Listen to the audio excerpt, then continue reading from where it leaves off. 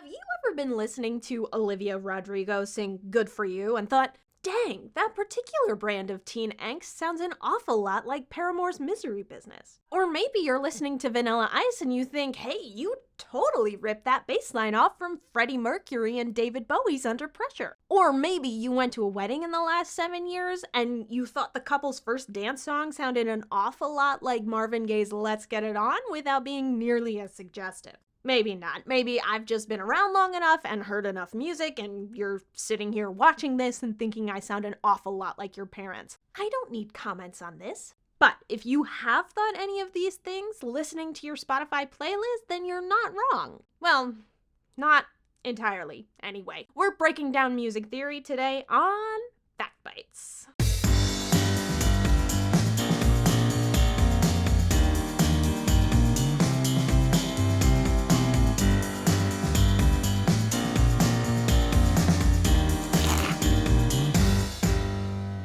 Before we start laying down a beat, why don't you scroll down and hit that like button? Maybe subscribe to the channel? That sounds nice, right?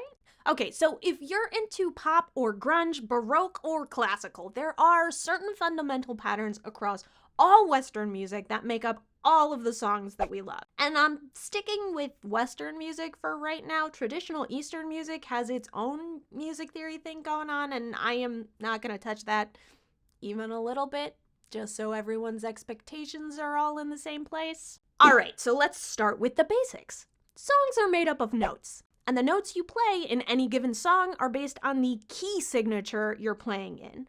Your key signature is based on a scale, which is any grouping of 8 notes. I promise you this is important, so stick with me here. The first and the last note in any given scale are the same, and in a major scale, the 8 notes follow a pattern. Whole step, half step, whole step, whole step, whole step, half step, with the steps representing the interval between one note and the next. Okay, hang on.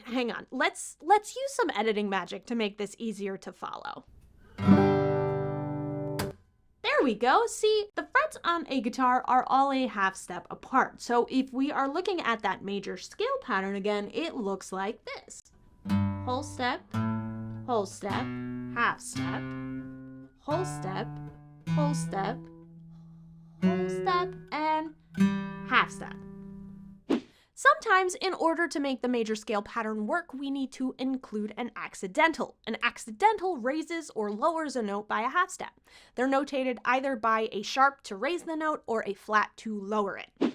So if we look at that major scale pattern again, which happens to be the G major scale, a pretty common scale, we'd start on G, move the whole step up to A whole step up to B, and then a half step up to C, because B and C are naturally a half step apart.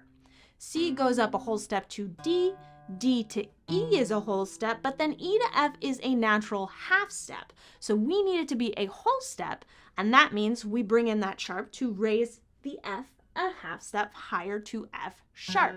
And that works out great, because now there's only a half step between F sharp and G.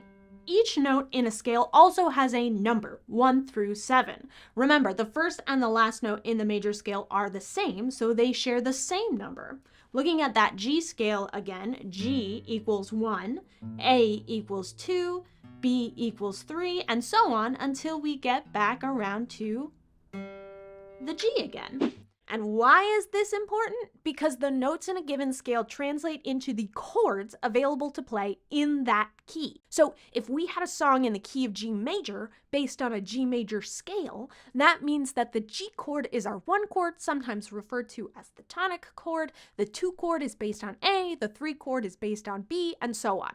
Now we get into the composition of it all. When you get right down to it, writing a song is all about creating tension and then resolving that tension, usually by going back to the 1/tonic chord. You can even hear that tension when you're just playing notes in the scale. For instance, if I only play the first 7 notes of that G scale again, your ear wants you to go that half step higher to hear the G note. Tension and release. Tension and release. And the most common way of creating tension and release when you're playing chords is by using the 1, 4, 5, and 6 chords. These chords and the notes that make them up interplay in a way that always draws them back to each other. And you can play them in any order you want. They will always bring you back to that tonic chord in a way that is satisfying to your ears. You can see this pattern play out in Beethoven and Mozart all the way up to your favorite artist today. And it doesn't matter what key you're in, this progression of chords will always play well together. And chord progressions are the building blocks of composition. They're the foundation that we can build the rest of our song off of. Again, these are the building blocks, right? So we could go down a really deep music theory rabbit hole about inversions and intervals and bass lines and talk about all the different arrangements of songs, all of which means that there are probably infinite ways that we can write a piece of music. But it also means that if we're all using the same basic building blocks, there's going to be some overlap. It's just inevitable. Especially when you think of music in terms of a reflection of our culture and what's popular in different circles. It means we end up with musical tropes that even get names, like 12-bar blues to describe a piece of music based solely on variations of 1, 4, 5 chords, or the axis chord progression to describe songs that use the chord progression 1, 5, 6, 4 in that order. That one was named after the comedy group Axis of Awesome, who pointed out that a lot of popular hits follow this exact same chord progression. Like a lot, guys. Like, so many. Chord progressions are so foundational to music that, as my theory teacher from high school reminded me before handing me a bunch of sheet music, they can't be copyrighted. That would be like copyrighting the color blue in painting. You can't just decide that no one else can use blue in any of their paintings. I'm sure Anish Kapoor would like to try, but ultimately painting and the art world in general doesn't work like that.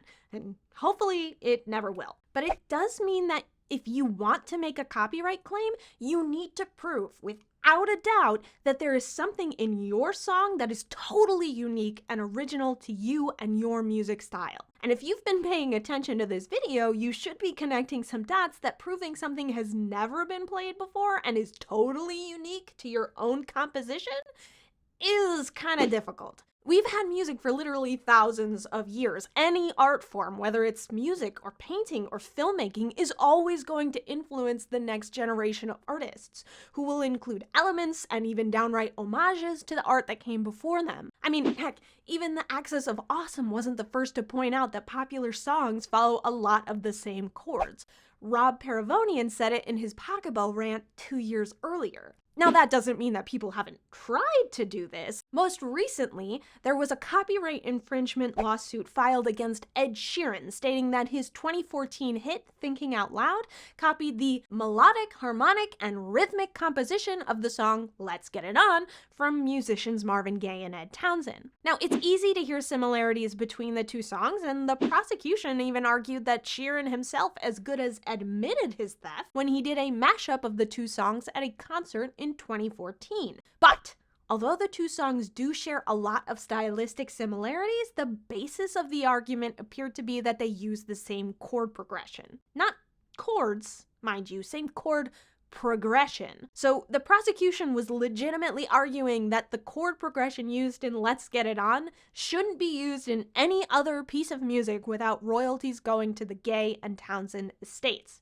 Except Marvin Gaye and Ed Townsend were hardly the first two artists to use this chord progression, and Ed Sheeran definitely wasn't the last. One notable use of this chord progression that Sheeran actually played while on trial is the song Crazy Love from the artist Van Morrison. Crazy Love came out in 1970. Let's Get It On wasn't released until 1973. You can even go back further and look at the doo-wop hit Earth Angel from 1954 that uses the same chord progression. Or if you want to go back even further, you can go all the way to Bach in the 1700s. The point is, this chord progression is a real bop, and it's been used by literally hundreds of artists, none of whom can claim ownership of it. Now, the jury in that lawsuit ultimately ruled in favor of Sheeran in 2023, which is probably a good thing. Listen, music copyright is an important way for musicians to get recognized and paid for their work. Take Good For You or Ice Ice Baby. These songs list Paramore and Queen/David Bowie as co-writers on each song, respectively. But in both of these cases, the recognizable element was a lot more unique to the original song than just the building block that the song was built on. Those building blocks should never be owned by any one artist because it'll end up seriously limiting the playing field for all musicians. And because I like to cite my sources, big shout out to Rick Beato, David Bennett Piano, and Adam Neely on YouTube. These guys all do a great job of breaking down music, and they're a ton of fun to watch. So if you want to learn more about theory and composing and music in general, give these guys a watch. And if you liked our video, why don't you give us a thumbs up and hit subscribe for more quick fix music lessons whenever they air. And as always, thanks for watching.